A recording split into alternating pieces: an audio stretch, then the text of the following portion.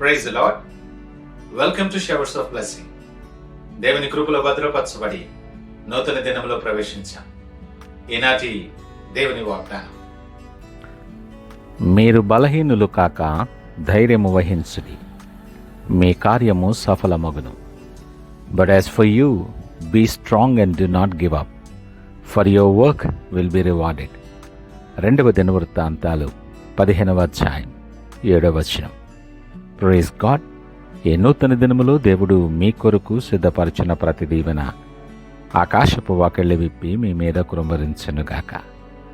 మరి యొక్క నూతన దినాన్ని ఆరంభిస్తున్న నేపథ్యంలో ప్రేమ కలిగిన వాగ్దానము ద్వారా దేవుడు మనల్ని దర్శిస్తూ ఉన్నాడు. మనము చూస్తుండగానే కళ్ళదితే అనూహ్యంగా మారిపోతున్న పరిస్థితులు మనల్ని ఎంతో కలవరపరుస్తాయి. కొన్నిసార్లు చాలా బలహీన పడిపోవటానికి, సొమ్మసిల్లిపోవటానికి కారణమవుతాయి.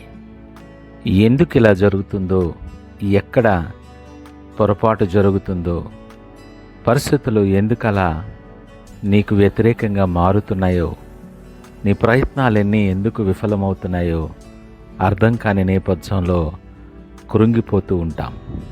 నీ శక్తి అంతా హరించుకుపోయి ఒంటరివైనటువంటి భావన నీలో కలుగుతూ ఉన్నప్పుడు ఎందుకు మొదలుపెట్టానా, ఎటు కాకుండా మధ్యలో ఎందుకు ఆగిపోయానా, తరువాత పరిస్థితి ఏంటి, నేను జనములు నవ్వుకోవటానికి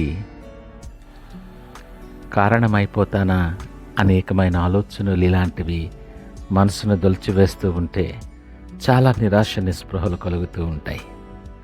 ఎవరితో మాట్లాడడానికి ఇష్టపడక ఒంటరితనములో కుమిలిపోవటానికే చాలా ఇష్టపడతాం.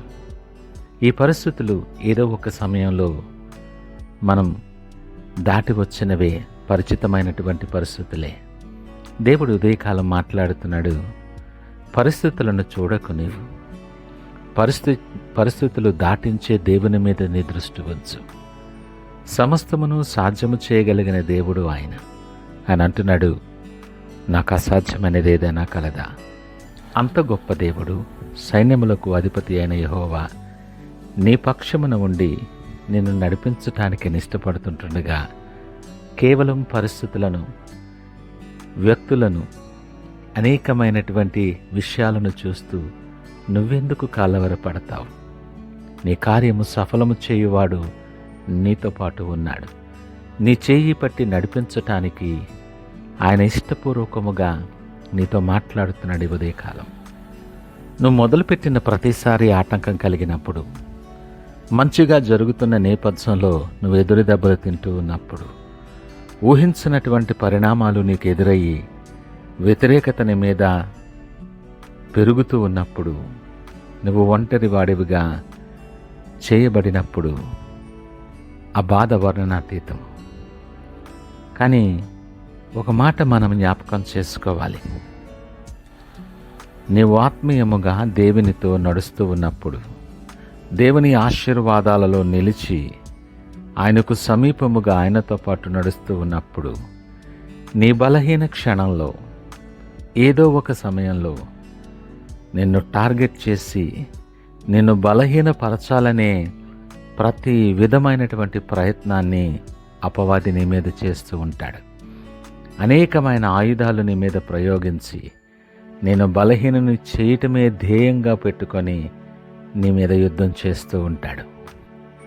నిన్ను దేవుని నుండి దూరపరచాలని, నీ కొరకు సిద్ధపరిచిన ఆశీర్వాదాలు నీ నుండి తప్పించాలని, నిన్ను బలహీనపరిచి కృంగిపోయేలాగా చేయాలని, దేవుని మీద తిరుగుబాటు చేసేలా నీ మనసు విరిచేయాలని అనేక మందిని, నీ ప్రియమైనటువంటి వారిని, నువ్వు నమ్మినటువంటి వారిని ప్రేరేపించి నీకు వ్యతిరేకంగా తిరుగుబాటు చేయిస్తాడు. చేయని ప్రయత్నం ఉండదు. ఊహించని ఈ పరిణామాలు మనలను ఒక్కసారిగా కలవరపరిచి నీ ఆలోచన విధానాన్ని, నీ క్రియలను, నీ నడతను సంపూర్తిగా స్తంభింపచేస్తాయి. ఈ మాటలు వింటున్న ప్రియ దేవుని జనాంగమా, దేవుడు నీతో సూటిగా మాట్లాడుతున్నాడు. ఏ నేపథ్యంలో కూడా, ఏ దినము కూడా, ఏ క్షణము కూడా నీవు బలహీన పడద్దు. ధైర్యము తెచ్చుకో. నీ పక్షముగా నేనున్నాను, నీతో పాటు నేనున్నాను అని అంటాడు మీ దేవుడైన యెహోవానగు నేను. భయపడకు, నీకు నేను సహాయము చేసేదనని నీ కుడి చేతిని పట్టుకొని ఆయన నడిపిస్తూ ఉన్నాడు. ధైర్యపరిచే మాట ఏంటో తెలుసా? నీ విడిచిపెట్టబడలేదు, నీ చెయ్యి ఆయన చేతిలో ఉంది. ఇంక దిగులెందుకు? నీ చెయ్యి ఆయన చేతిలో ఉన్నంతసేపు ఆయన నడిపించే మార్గము వెలుగుకరమైనదని, దీవెనకరమైనదని గ్రహించు. జిగటగల దొంగ ఊబిలో నుండి, నాశనకరమైన గుంటలో నుండి నిన్ను లేవనెత్తుతాడు. కారణం నీ చెయ్యి ఆయన చేతిలో ఉంది. ఇంకెందుకు భయం? ఏ పరిస్థితుల్లో కూడా నువ్వు బలహీన పడొద్దు. నిన్ను బలపరచువాడు నీతో ఉన్నాడు. నీ చెయ్యి ఆయన చేతిలో ఉంది. నీ కార్యము సఫలము చేయువాడు ఆయన. నీ భారమంతా ఆయన మీద వేయి. సంపూర్ణ హృదయముతో, సంపూర్ణ విశ్వాసముతో ఆయన నమ్ముకో. నీ కార్యము నెరవేర్చువాడు. నువ్వెవరివైనా, నీ పరిస్థితులు ఏమైనా, ఈ నూతన దినములో నీ భారాన్ని ఆయన మీద మోపి, నీ ఆలోచన విధానాన్ని మార్చుకొని ధైర్యపరచబడే గొప్ప అవకాశం.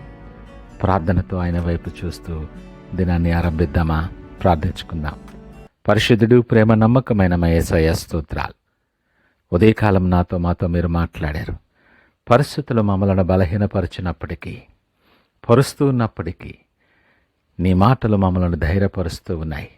అయ్యా, మేము ధైర్యము వహించి నీ వైపు చూస్తూ, ఆశ కలిగిన ప్రాణాన్ని మేలుతో తృప్తిపరచువాడవని నమ్మి మా చేతులెత్తి నేను ఆరాధించి మా చేతులు నీకు అప్పగిస్తూ ఉన్నాం.